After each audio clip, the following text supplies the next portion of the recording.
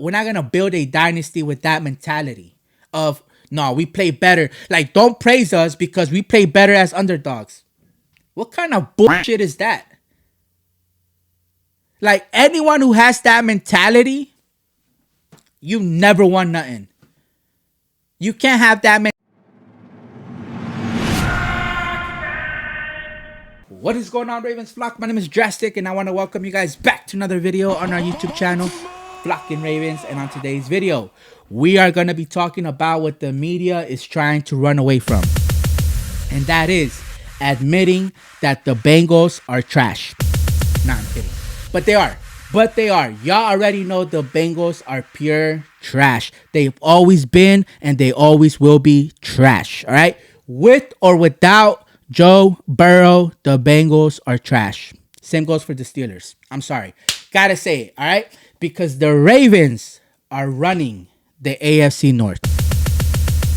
Like I said before, the Bengals, the Steelers, the Browns, they all got lucky. They only succeed when Lamar Jackson is injured. But the Ravens are not only leading in the AFC North. We are currently leading the entire conference. As of now, if the season were to end today, that means that every team in that conference has to go through Baltimore. Now, what no one's trying to talk about is, because had this been the Bengals, the Bills, the Chargers, the Chiefs, bro, everybody would be talking about how this team is the first and only team in the AFC to score. Well, not to score, to win 10 games. We, the Ravens, are currently the only team in the AFC to win 10 games. Now, to some of y'all, and even to me, it's not that big of a deal, right? But y'all know every little thing. Like, Patrick Mahomes could cough and everybody's going to say, wow, that was an amazing smooth cough on the first try. Did you hear it? I mean, that's how the media is. Same with Justin Herbert, Josh Allen, all of them, right? But when the Ravens do something as simple as first team in the AFC to win 10 games, no one talks about it. No one talks about it, but it's okay, because that's what we're here for. We're going to talk about it. All right? Now, the fact that we're the first and only team to win 10 games as of now, and we only have 4 games left, is a big deal.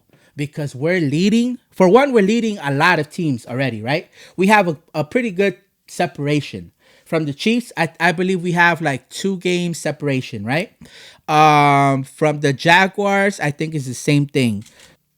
And we only have a 1-win game over the Dolphins, which could change in 3 weeks. Because keep in mind, we're going to have to face the Dolphins in 3 weeks. So if we're able to take care of business on that game, that means that we could get that separation, a 2-win game separation from the Dolphins. Same goes for this weekend. If we can take care of business this weekend, we can possibly get like a 3 or 4 win game separations from the Jaguars, right?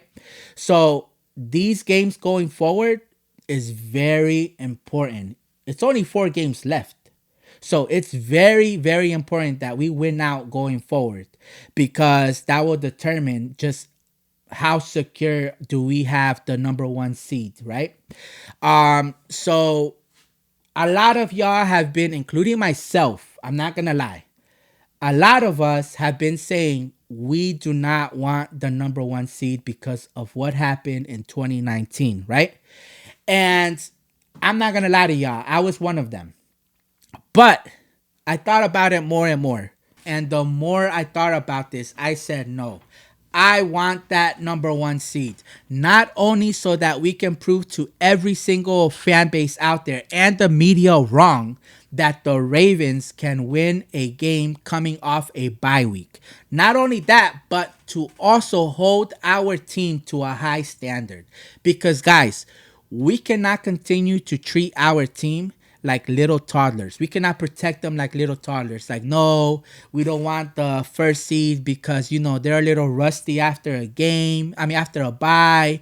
Or we don't want to sit out our starters in week 18 because, they're going to come back rusty. No. What other team does that?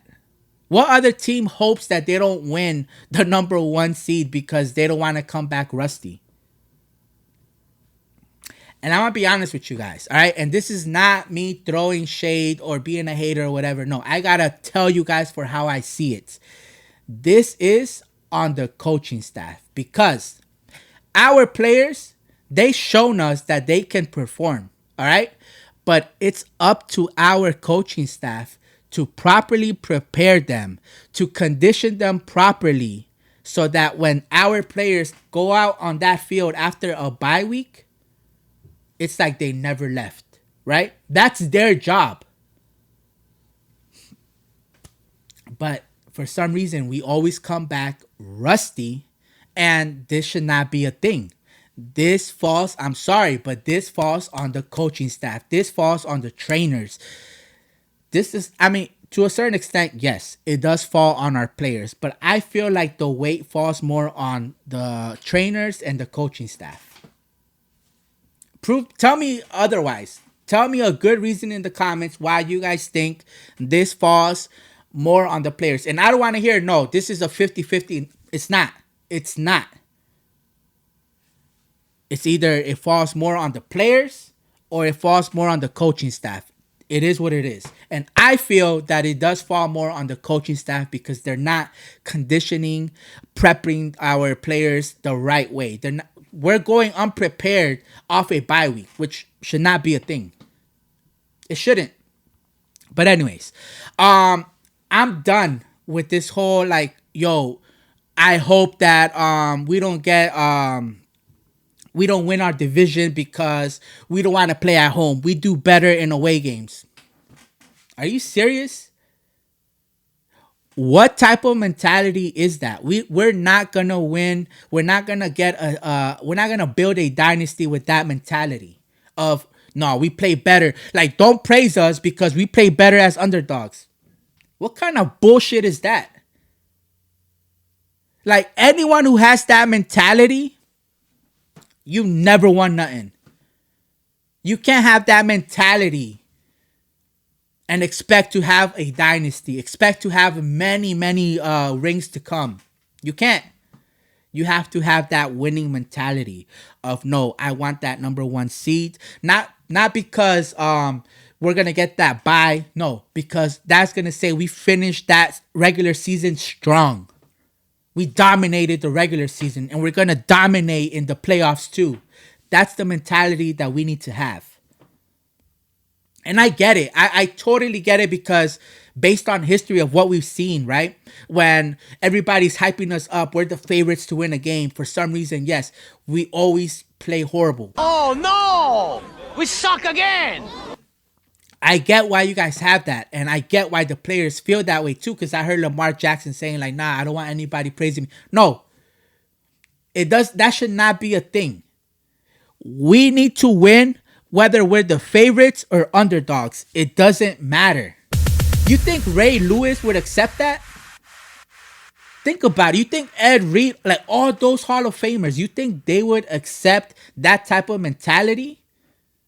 And it's crazy that that mentality is going around in our locker room. And we're expecting like, oh, this year is different. No, it's not going to be different if we have that mentality. We have to have that winning mentality like I just told y'all. All right? So anyways, I just wanted to let you guys know because no one's talking about this. We're the only team in the AFC North currently that's won 10 games. No one else has won 10 games in the AFC. No one. We're the only team. It's a big deal because there's only 4 games left. So our odds, our chances of winning the number 1 seed, that much higher. That much higher. All right? So it's a big deal. And I also wanted to let you guys know how I feel about our team. Yo, we need to forget about that whole, we don't want that number 1 seed. Forget about that. We need to win that number 1 seed to show everybody that we finished strong, and we're gonna go into that playoffs and we're gonna dominate every single game till we get to the Super Bowl. Once we get to that Super Bowl, yo, we're gonna crush it. That's the mentality I think our team and our fans need to have. Let me know in the comments what you guys think, all right? And make sure to leave a comment down below. Make sure to like this video, subscribe to the channel. Let a family or friend know what's the channel to come to if they want to get connected with the flock. And with that, I'm going to see y'all on the next video.